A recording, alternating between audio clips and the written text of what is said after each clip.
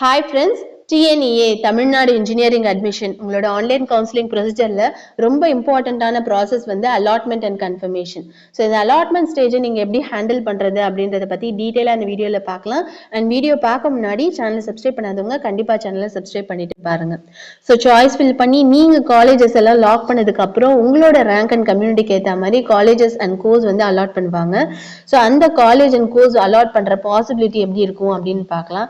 So www.tneaonline.organization. So இதுல உங்களோட ID and password use பண்ணி எவ்ரி டைம் நீங்க வந்து லாகின் பண்ணணும்.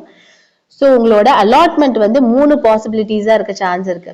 ஒன்னு வந்து நீங்க சாய்ஸஸ் கொடுத்துருக்கிறதுல ஃபர்ஸ்ட் ஆப்ஷனே உங்களுக்கு வந்து அலாட் ஆகிற சான்ஸ் இருக்கு. செகண்ட் வந்து ஃபர்ஸ்ட் ஆப்ஷன் இல்லாம லோவர் இருக்க சாய்ஸஸ்ல வந்து ஏதாவது ஒன்று அலாட் ஆகிற சான்ஸ் இருக்கு.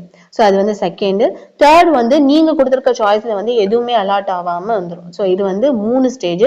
ஸோ இந்த 3 ஸ்டேஜ்ல அலாட் ஆகிறவங்க உங்களுக்கான ஆப்ஷன்ஸ் வந்து நீங்க என்னென்ன ட்ரை பண்ணலாம் அப்படின்னு பார்க்கலாம்.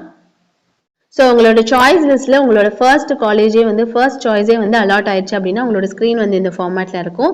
ஸோ கண்டிப்பா உங்களோட அலாட்மெண்ட் பிடிச்சிருந்துச்சு அப்படின்னா கன்ஃபார்ம் பண்ணி லாக் பண்ணிக்கோங்க.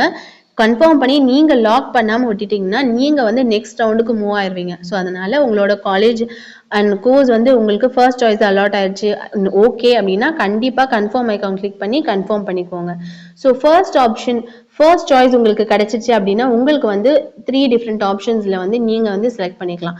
ஒன்று வந்து நீங்க வந்து அக்செப்ட் பண்ணி அதை கன்ஃபார்ம் பண்ணிக்கிறது கரண்ட் அலாட்மெண்ட், அது வந்து ஃபர்ஸ்ட் ஆப்ஷன். செகண்ட் ஆப்ஷன் வந்து இல்ல கரண்ட் அலாட்மெண்ட் எனக்கு வேண்டாம் அப்படின்னு சொல்லி டிக்ளைன் பண்ணிட்டு நெக்ஸ்ட் ரவுண்டுக்கு நீங்க வந்து அப்வர்ட் மூவ்மெண்ட் போறது, அது வந்து செகண்ட் ஆப்ஷன். பட் நெக்ஸ்ட் ரவுண்ட்ல உங்களுக்கு வந்து வேகன்சி அண்ட் உங்களோட ரேங்க்கு ஏற்ற மாதிரி தான் உங்களுக்கு வந்து காலேஜ் அண்ட் கோர்ஸ் வந்து அலாட் ஆகும். ஸோ அதை மைண்ட்ல வச்சுட்டு அதுக்கப்புறமா நெக்ஸ்ட் ஆப்ஷன் வந்து கிளிக் பண்ணுங்க. தேர்ட் ஒன் வந்து கரண்ட் அலாட்மெண்ட் எனக்கு வேண்டாம், நான் கவுன்சிலிங் குவிட் பண்ணிட்டு போறேன் அப்படின்றது வந்து தேர்ட் அலாட்மெண்ட். ஸோ இதுதான் ஃபர்ஸ்ட் சாய்ஸ்க்கான ஆப்ஷன்ஸ்.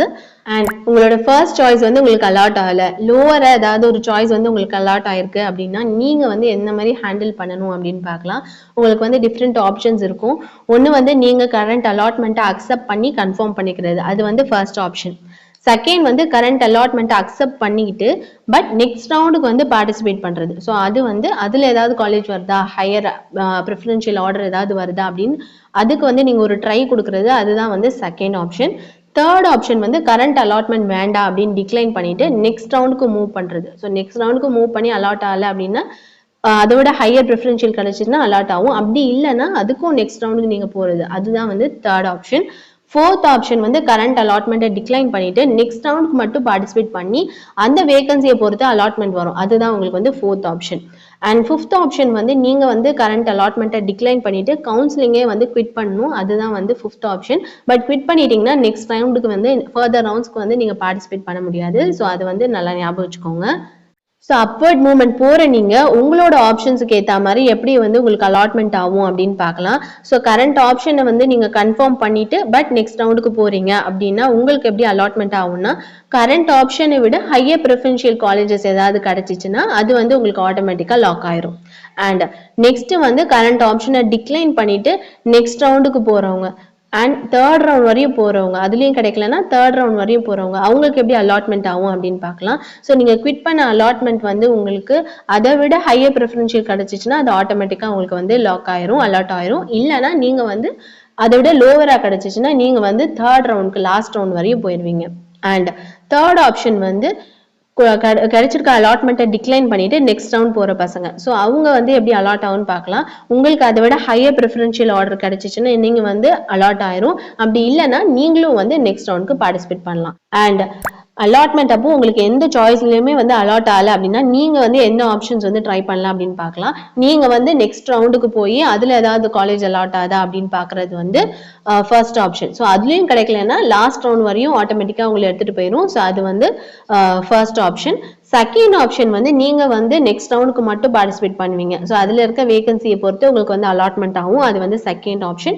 தேர்ட் ஆப்ஷன் வந்து எனக்கு கவுன்சிலிங் வேணாம் அப்படின்னு சொல்லி நீங்க குவிட் பண்ணிடுவீங்க.